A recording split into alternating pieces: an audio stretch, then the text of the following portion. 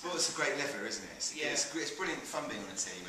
And I miss it. I don't really play football anymore. I don't really play team sports anymore. But it's one of the things that I miss is a big group of very different personalities being brought together in a changing room environment. I think Lucy Osborne's design replicates. If anyone's ever played in a municipal changing room, this is a stunning rendering of that. So thanks to Lucy for giving us such a nice playground to play on. But yeah, a team brings together a whole group of disparate personalities and a lot of people that might not get on or might not even meet in any other walk of life. And somehow you get thrown together and you have a common desire, which is to win, or in Viv's words, to at least do your best. And I think that's what Tom so brilliantly identifies in this play, that a group of people who are incredibly different from all different walks of life are thrown together into a room, and sport brings them, it makes them into a team. So I, like you, I really recognise that in the play, and it's a kind of warm feeling of seeing a group of people really just go for it. Doesn't matter what you will be at the end. Exactly, yeah. Ladies and gentlemen, the cast. Are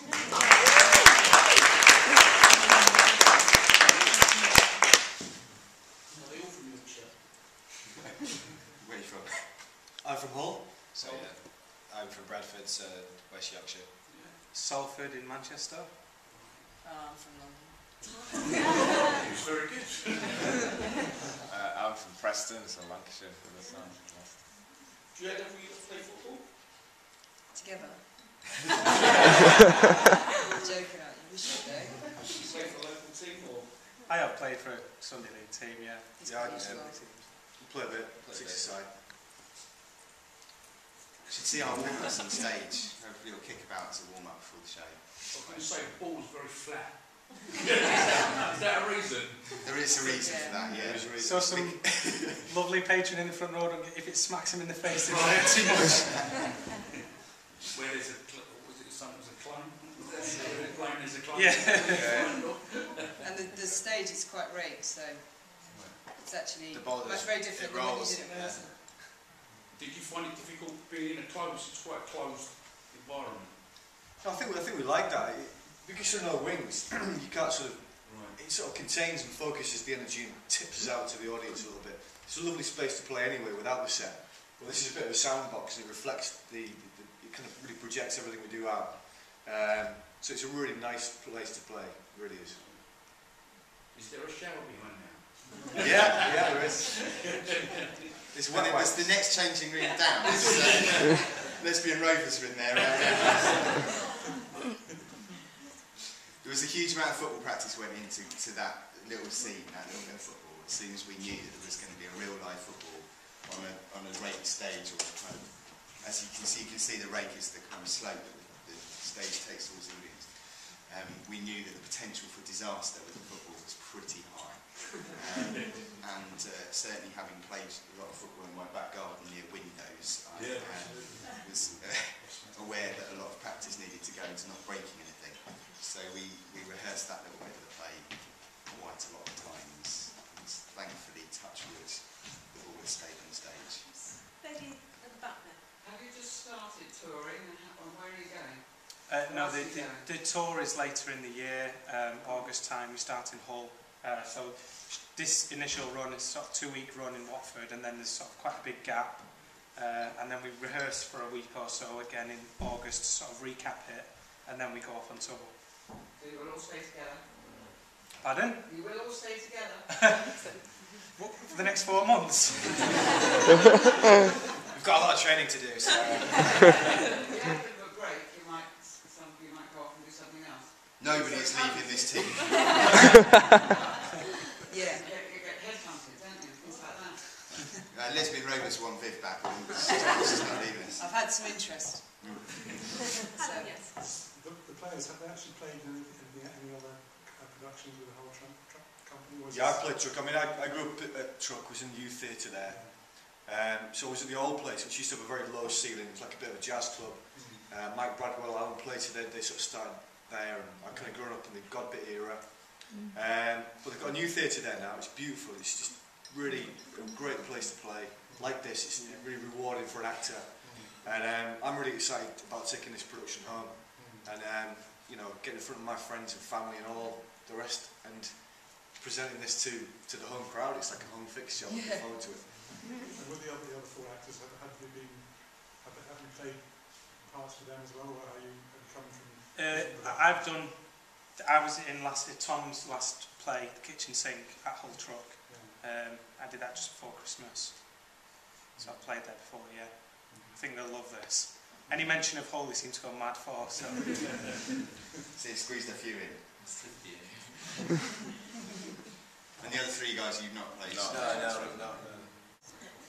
Anyone else? It looks a pretty robust set. Is it actually possible to go around the country with you, or something else? It's one of the great challenges of touring theatre is that at the end of a touring week, I mean we're here for a few weeks, so it's wonderful, but on a general week we'd turn up at a venue on a Monday and we'd open on a Tuesday night, and then we'd pack up the van again on a Saturday night ready to drive somewhere else for Sunday. So all of this, and it's a great testament to the artistry of Lucy, our designer, but also the production team here at Watford Palace, who built the set, led by Matt, the production manager, who have created this to be so robust and to accommodate the demands of a very demanding director who's sort of going, they've got to boot the ball at the wall and it cannot move an inch, and they've got to be really, rough with stuff. And yet this will flat pack into a lorry, hopefully with just a few people in a few hours, and it will pop up in venues of vastly different size and shape around the country. And that's one of the puzzles that the touring company, when you start, it's actually really fun to solve. Just a quick question. How do you sound balance as part of it? All the voices today were amazingly clear. Does somebody actually work out on the computer sound levels? You're not mic'd, obviously. No. But all the voices are consistent wherever you are. It's just down to these guys. It's these guys training and rehearsing and working really hard on vocal warm-ups. It's a big thing to project into a theatre of this size, and it's lovely to hear you say that, because that's testament to these guys and the work they put into their voices. Yeah, I mean, we do a warm-up and we sort of play a few games, and what I usually do, I do quite a lot of touring, so we play a lot of different spaces, which I really enjoy. I enjoy that sort of life. But usually you get with a fellow actor and you go and calibrate a space, so you kind of put your mate right at the back of the stalls, or wherever the furthest point is, and you make sure that your kind of quietest bit can be heard, and you sort of calibrate from there. And then, but there's like an awareness as well, I think. The more you work, the more aware you are of how to sort of fill a space and not overdo it or underdo it. So as you kind of go through your working life, you get used to sort of that, really. But Lucy's set does help. I mean, it is sort of shaped like an amphitheatre almost. It has that shape to it that does boost sound out. So even if if I'm facing the back, it's easier for my voice to be heard throughout. I just asked a question about the rehearsal. I thought it was brilliant, absolutely brilliant. Thank you very much, Luke. How did you prepare for your? I couldn't take my eyes off you in it because you were just so convincing as your character, and I thought, how on earth, all the sort of twitches and the eye movements and everything, how did you rehearse, how did you research and rehearse your part particularly? To be honest, I have to give it to Tom in the writing. Everything that is said is written down, so right. I'm not adding really any of it. And when you commit to the text and just kind of go through it, it kind of comes out like that. It really kind of helps. Obviously, I think you take it to the extreme, then you kind of bring it down and see what is real. But the writing is very real as it is, and it's written very well to allow it to come out like that. And I think, I kind of have to give it up to Tom, really. But your the physical awareness was just amazing. It was so realistic. Every movement, I really absolutely believed. I believed in all of your characters, actually, but you particularly, your movement was so believable, and I just was drawn to you all the time, because it was amazing. I mean, to be honest, again, if it is really good writing, you don't actually have to do it, because it's there in the words. So it's a complete partnership. There's some things where you think, what do I do to kind of express this character, but you don't actually have to do a lot because it's all in the text, which is great. It's worth, if anyone's picked up a copy of the script, it's worth looking just at how Tom writes, because we're very used to the dramatic text that we learn at school. as a kind of benchmark of what writing for theatre looks like. But Tom's writing is absolutely colloquial, so he writes lots of ums and ers and stutters and additional consonants, and it really has an amazing musical ear for how people speak, which is a joy to perform and it's a joy to direct. But it does take a lot. It took us a long time to really tune in and find those rhythms and find out why a character would stutter in the middle of a sentence and what was behind that. It's well thought through. You know, obviously, and with each comma is the thought, and you know, if you hit that and you play it to the text, you know, it makes sense. You and also, how long? Sorry. I was going to say, he also, I think, uses punctuation really effectively. So there's a lot of unusual sort of a colon in the middle of a sentence is quite common, and that gives you loads of clues as an actor to sort of how exactly you say. There's really only one way to say any Tom Wells line because it's so clearly written, which is really exciting. Wow, that's amazing. A bit controlling.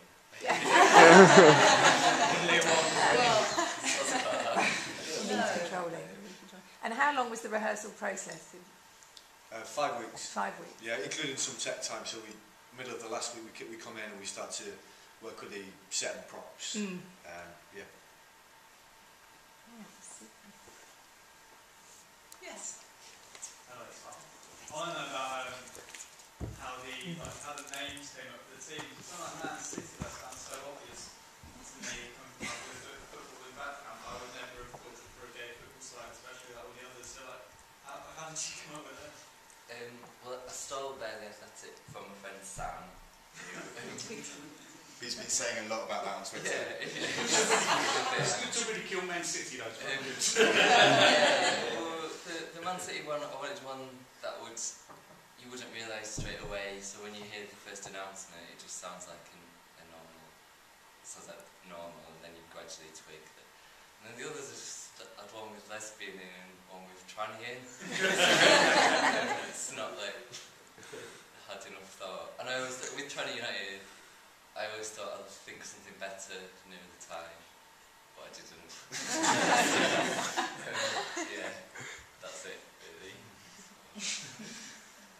We've got any more work in the pipelines?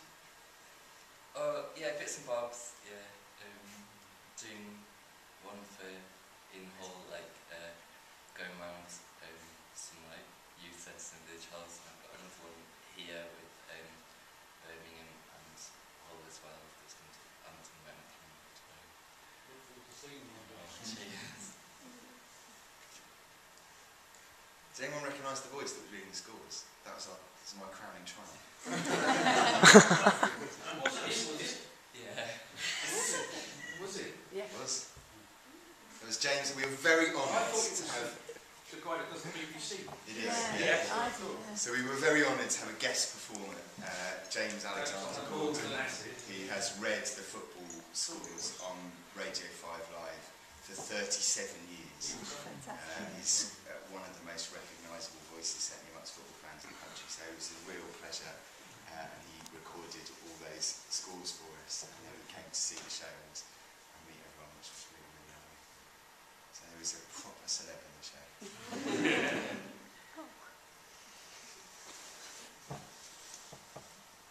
Anyone else? Just lots of Tom was a very strong woman character, which is sort of dominating a bit. Well, I thought, just wondered how you got that into the writing of the show. How did you start with the woman character as was going to be the strong character? I don't think so. I think there was a time when it was going to be 5 gay men, and then she just sort of thought it would be nice if it wasn't. But can you remember it from the beginning, the scene of the show from the beginning? I wrote the first scene, this play's changed a lot as we've gone through the drafts, but the first bit of the first scene has always been that. It's really, so that must have come out quite sort of easily. Or can you remember when you put the woman character in?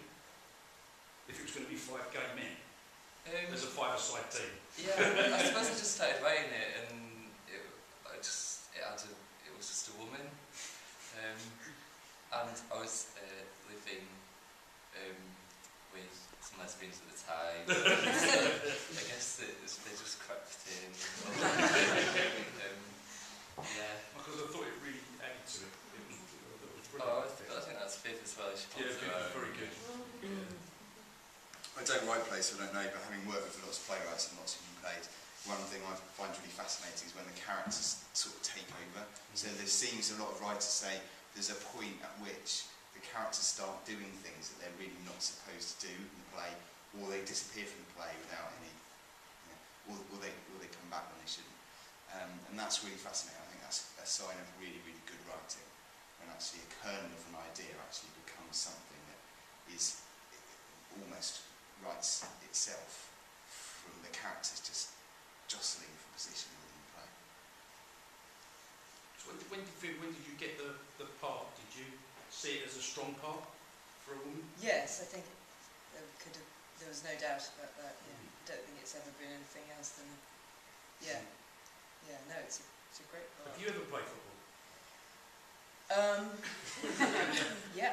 Let's say that as a no. No, I have. At least twice. But what I was going to say is, you may have said this already, but what was really interesting, I think, for us as actors working on this show with Tom, was that because obviously Payne's Plough's a new writing company, and it's all about the play. One thing that I've noticed about the whole thing is that the most important person in the room in rehearsals is actually the play rather than anyone, which is surprisingly unusual actually. So it's been great because Tom's been in rehearsals for sort of first 3 weeks that we did it, and was sort of making adjustments and modifications and stuff to the text as we went, and that was I think that's been a really rewarding experience for all of us. I found that each character was flowing into the other character. There wasn't a single second that you think, oh, nothing's happening here. We're just flowing from one character to another, and we seem like one big happy family. We are. Good. Anybody else? A couple of last questions. Anybody we haven't heard from yet who's thinking they might say something or ask something? I was just going to ask, you said that there was a kernel of an idea at the beginning when you came up with it, what that idea was, whether you wanted to write a football play or a play about growing up in Hull, or if the whole sort of concept had just grown by itself. Well, I think I sat down with James and said that I wanted to write a gay rom-com set on a five-a-side football team. That's it. But then we had, in the last draft we sort of had to remember that I actually remember that, sort of forgotten that. So yeah, the last draft we sort of brought it back to what I really wanted it to be in the beginning. Yeah, that was the first. As well. Yeah. Those were the conversations we had. Yeah. Sorry. I was just going to ask you, do you have any problems with the Yorkshire accent or not? Well, I don't know. You tell me. It's a Hull accent, which is quite distinct from some of the other Yorkshire accents. But Viv was great. She, I helped her. She's like always listening. It's very difficult because it's not a very familiar accent. Yeah. It's not a sort of generic Northern Yorkshire accent. It was quite. I've never been to Hull, so I didn't actually know what it was before I got called in with the audition, but I did a bit of work on it, and then Matt's been really helpful. We also have a dialect coach because although these guys are all from up north, except for Matt, they're not from Hull, so the vowel sounds quite different actually. So we all did a bit of work on it. So were you surprised you were chosen rather than something? Of course not, no. Absolutely not. Do you know what though, actors, when you audition actors, what you look for is an ability to take on the challenge and to learn. The great actors are like sponges. They absorb everything and reinvent themselves as a character. And so you don't, when you're auditioning people, you worry much less about whether they've got a natural accent or even whether they're the right height, in any of that, then you go, I want to find someone who I can work with. who I'm going to be really excited to be in a room with, who is going to attack this and have a real good go at learning this part and being, you know, being part of the team. I got lucky on this one. or if they play guitar. Or if don't worry at all if they can play guitar or not. No, it's fine. You get to learn to play the guitar, can you play? I learned. Check it out. Is it too cold? I'm going to go. Somebody just That's something good. there. Yes. I'm just reflecting on Viv's comments that the play was the star, and I think that's true because all the players were rubbish in the team, and yet it's the team spirit that kept it all together. So I think that was a very true comment. Yeah, quite right. Very good. Yeah. So, on the note that all the players were rubbish, we'll bring this little conversation to a close. Thank you so much to the company and James and Tom.